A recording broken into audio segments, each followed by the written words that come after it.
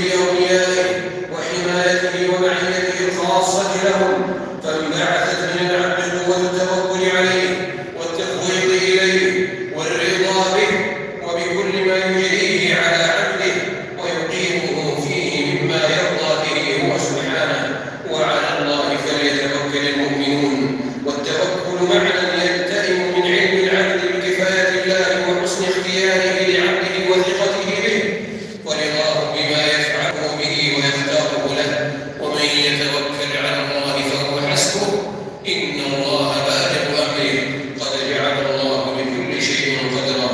وتجلى عز وجل بصفات العز والكبرياء، فدلت النفس المطمئنة لعظمته وانكسرت لعزته وخضعت لكبريائه وخشع القلب والجوارح له، فتعلو صاحبها السكينة والوقار في قلبه ولسانه وجوارحه وسمته، ويذهب طيشه وقوته وحدته.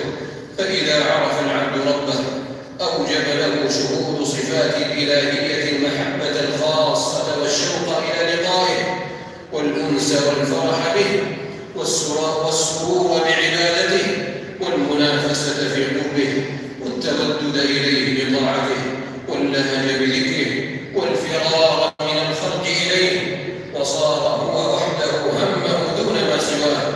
وأوجب له شهود صفات ربوبيته التوكل عليه والافتقار إليه والاستعانة به والخضوع والانكسار له والترقي في منازل إياك نعبد وإياك نستعين.